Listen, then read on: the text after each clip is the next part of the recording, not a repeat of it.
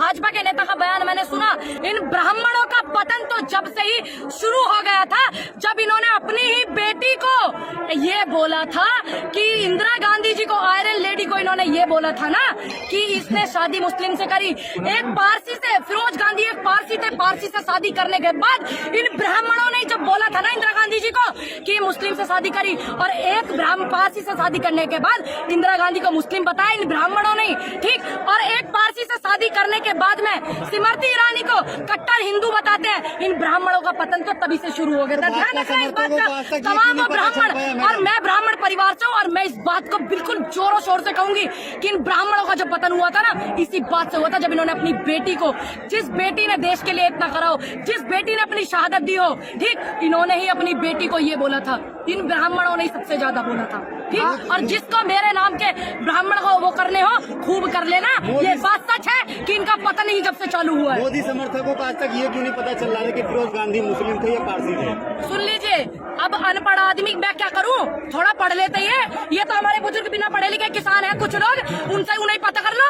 सबको पता है इंदिरा गांधी जी के पति फिरोज गांधी पारसी थे, कितनों को पता है? आप निकालिए रिकॉर्ड, आप निकालिए, ठीक। उसके बाद सबसे ज्यादा इस रूपरेखा में, सबसे ज्यादा इस रूपरेखा में हमारे समाज का वो था जब अपनी ही बेटी को इन्होंने ऐसे बोला था, तब से इनका पता। पूनम जी, एक सवाल है कि जो नेता थे वो इलेक्शन लड़ने चले गए, जो किसान क्यों लड़ेंगे, क्यों नहीं लड़ेंगे इलेक्शन?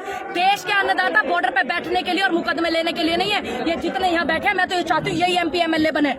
मैं तो ये चाहती हूँ जब हमारी आवाज को ऊंचा उठाएंगे। और तमाम ऐसे पत्रकार जो है नहीं है, इस तरीके के सवाल करके युवाओं के मनोबल को डाउन करते हैं। क्यों? क्योंकि ये तो चाहते नहीं, सरकार भी नहीं चाहती। कुछ पत्रकार ऐसे हैं वो भी नहीं चाहते कि देश का जो अन्नदाता बॉर्डर पे बैठा था, जो नौजवान बॉर्डर पे बैठा था, वो MP MLA बने। क्यों? क्योंकि वही जाकर के हमारी आवाज को बुलंद करेंगे संसद में, विधानसभा में, क्योंकि वो अच्छे से रखेंगे हमारी बात को। क्या बॉर्डर पे बैठ करके किसान का बालक मुकदमे लेगा? सुन लीजिए, आज मैं इस बात को कहती हूँ, आपको क्या तकलीफ है अगर कोई किसान का बालक MP MLA बने? आपको समस्या है, आपको सबसे ज्यादा समस्या है, इसीलिए आप ऐसे सवाल करते हैं। देश का अन्नदाता का बालक जो है मुकदमे ही नहीं लेगा, वो मुकदमे लेगा, अगर धरना करेगा, आंदोलन करेगा, तो वो MP MLA बन के हमारी आवाज भी उठावे। जब जब आपके खिलाफ कुछ लोग हो जाएं, और जब जब आपके खिलाफ देश का मीडिया, ऐसा मीडिया, मिनिस्ट्री मीडिया जो बैठा हुआ है, वो आपके खिलाफ हो गए, यानी कि किसानों के खिलाफ, देश के नेता आपके खिलाफ हो गए, देश के बड़े बड़े तमाम नेता, तो मान लीजिए कि किसान से बड़ी कोई ताकत किसी की नहीं। किसानों की क्या मांग है? भैया ये देखो, जब हम आंदोलन कर रहे थे तो चुनाव, यूपी में चुनाव था, आंदोलन को स्थगित कराया गया। आप जैसे तमाम पत्रकारों ने बोला मैडम बिल तो रद्द हो गए, अब आप चले जाइए, सब लोग और भी तमाम किसानों को, तो हमने भी भरोसा जताया, क्योंकि भाई हमारे प्रधानमंत्री कोई आम कार्यकर्ता तो कह नहीं रहा। स्वामीनाथन रिपोर्ट के लिए, MSP के लिए, शहीद किसानों के लिए शहीदी का दर्जा, लखीमपुर कांड जो हुआ, इन सबके जो मुद्दे थे, ये आम व्यक्ति से नहीं बात करी थी। 5,000 रुपए पेंशन पूरे देश में, हाँ, पूरे देश में जो 5,000 की पेंशन जो थी वो लागू की जाए। तो ये तमाम ये मुद्दे हैं, इसको लेकर के आज यहाँ पर किसान आया है। अगर ये समस्याओं का समाधान नहीं होएगा तो यहाँ जंतर मंतर को छोड़िए, पूरे देश में आंदोलन होगा, आंदोलन होगा, दोबारा बॉर्डर आंदोलन होगा। नहीं है, लेकिन वो तो कहते हैं, मोदी जी कहते हैं हमारी भारतीय जनता पार्टी ही सरकार है, किसानों की पार्टी। देखिए मेरी बात सुनिए, ये पूरे देश के लोगों को पता है कि कभी भी कोई पार्टी देश नहीं हो सकती। देखिए आप आजाद भारत में हैं, आप इस बात को समझिए कि आप कैसे कह सकते हैं कि भारत देश भारतीय जनता पार्टी है। नहीं, भारतीय जनता पार्टी भारत नहीं है, भारत एक भारत है, हमारा देश है, और ये तमाम जो जनता है वो भारत है। ये भारतीय जनता पार्टी भारत नहीं है, पूर्ण रूप से विरोध करते हैं हम इस बात का। आप लोग करते हो कि नहीं?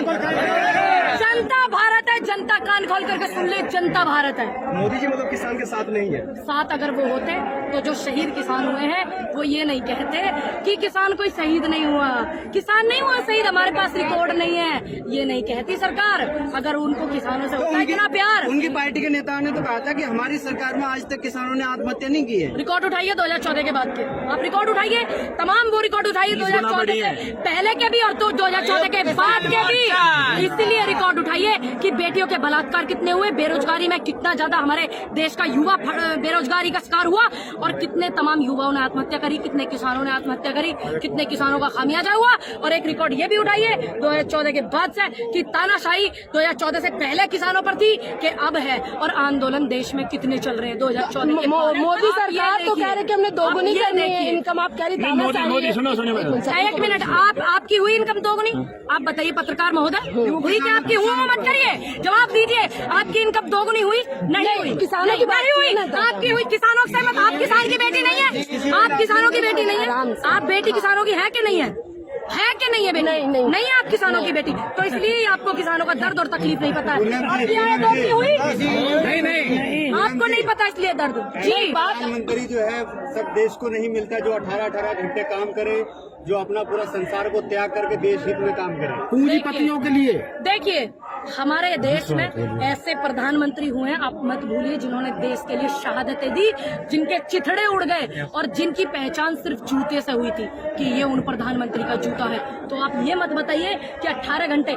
मैंने वो भी वीडियो देखी है, मैंने वो फोटो भी देखी है कि देश के हमारे प्रधानमंत्री कितनी बार कपड़े बदलते हैं, कितनी बार ड्रेस बदलते हैं, मैंने वो भी देखा। और कितनी बार वो विदेश जाते हैं और कितनी बार जो है वो वीडियो कैमरे में नमस्कार ऐसे वीडियो आनी चाहिए, वैसे आनी चाहिए, वो मैंने ना तमाम देखी है। तो आप मत बताइए। और कितनी बार वो गृह ग्रह में जब किसी मंदिर में, हमारे सनातन धर्म के मंदिर में जाते हैं, तो वो फोटो कैमरा बिल्कुल भगवान जी भी नहीं दिखे, लेकिन देश के प्रधानमंत्री, हमारे प्रधानमंत्री दिखे।